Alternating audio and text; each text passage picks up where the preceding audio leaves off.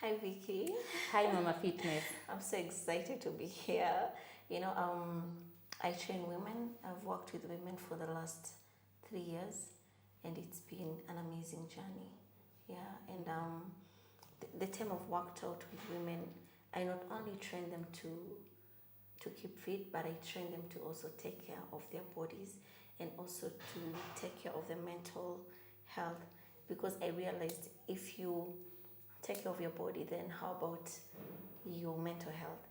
You know, so during this period of 3 years working out with women, I realized there are issues that women have when I'm working out with them, and one of the main challenges is pelvic floor, me being included, because I've also experienced it during my pregnancies, and I would say from my third pregnancy. So basically, I'm a mother of 5 boys.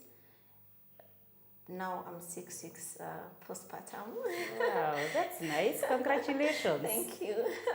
My boy is just 6 weeks, and so because now I'm ready to work out and all that, but I realized it's not all about working out. I also need to take care of my pelvic floor muscles, and because everyone is thinking about losing weight, and right now, like, I've added almost 13 kgs, so my mind is thinking about weight, and weight. But you know what? I don't think it's all about weight. It's all about my internal organs, which are also very important. So basically, when I was working out with women, I've had clients who've had issues with leakages, and since I'm not a specialist, Yes. I thought, why can't I look for a specialist who we can work with and create awareness on pelvic floor? And Vicky, I am so excited to to work with you and also come so that you can also train me as you train other women on pelvic floor. So basically, I'm a mother of 5 kids, and I'm excited to walk this journey with you. Wow. Yeah. Welcome, Mama Fitness. Thank you. And I'm happy that you made a decision to come and take care of your pelvic floor. I'm a pelvic floor specialist dealing with women health, and it's something which is really in my heart, and I've done it for the last 7 years as a women health specialist, but as a physiotherapist, I've worked for the last 18 years. Wow, 18 years. Yes. Wow. So Tell me, why did you decide to deal with women health?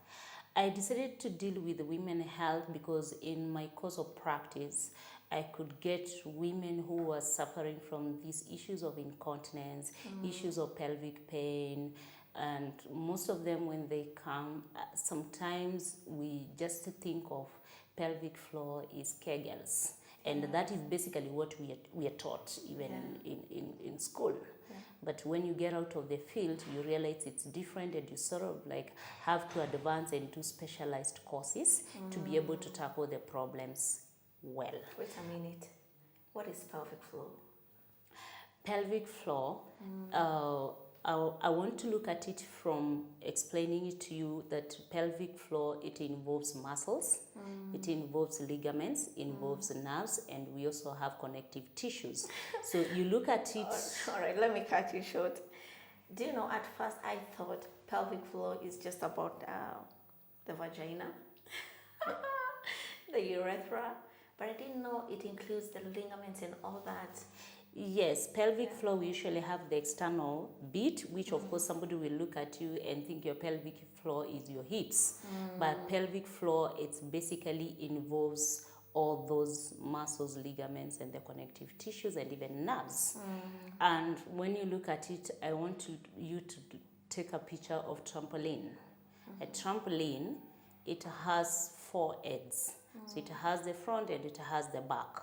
So the pelvic floor, that's where it is constructed, that's where it is. So the front and the back, the pelvic floor muscles are supported by the back, it's the tailbone, and the front, it's what we call the pubic.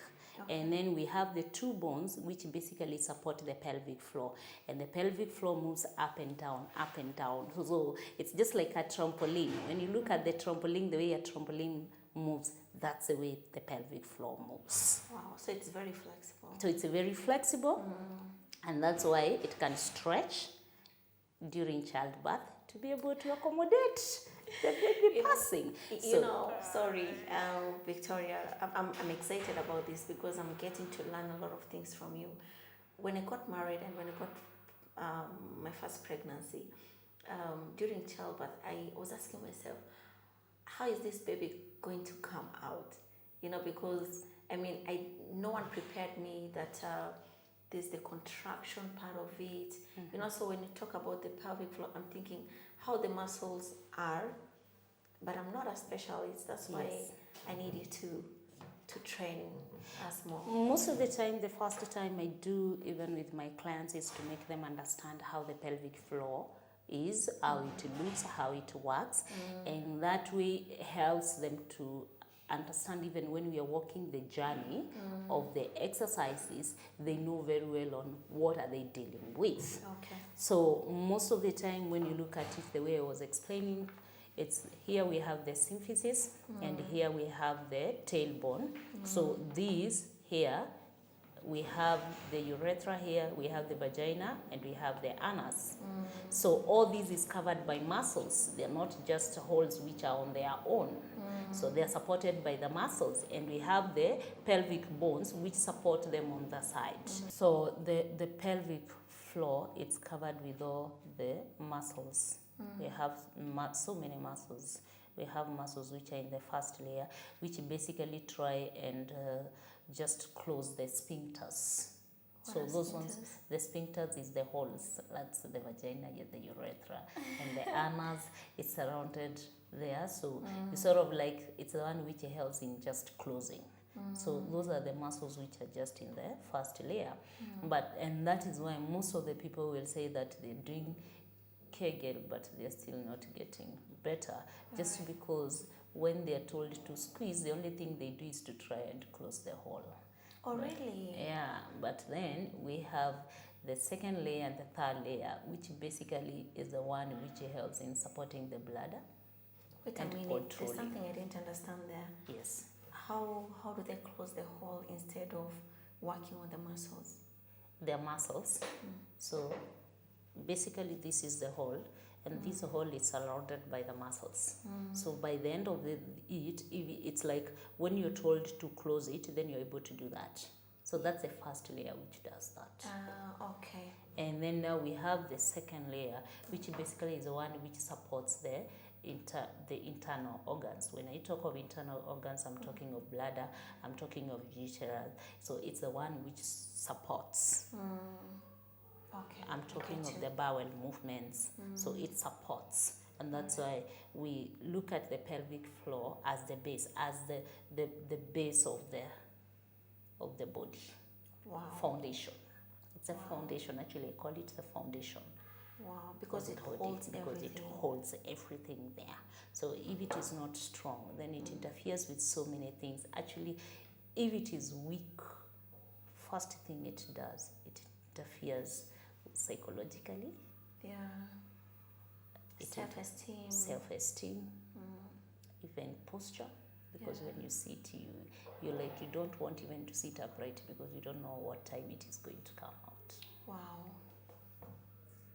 It also interferes emotionally so much. So we call it the foundation of everything. And that's why even most of the time when people suffering from pelvic floor issues, they also have so many issues at home. Because it's the base of everything. Wow. If people are not really active, their pelvic floor is not active, then they're not even interested in sex. So that is one function of it. So what do you mean? What do you mean by active? If the pelvic floor muscles are weak, looking at a scenario whereby even a woman is leaking, or they are not really able to feel their pelvic floor muscles, and that is very common after childbirth. So most of them you find that they're not interested in sex. And it is easy, even when their partners ask them for sex, they sort of like shy away and they give excuses. That is one common issue which is affecting most of the marriages.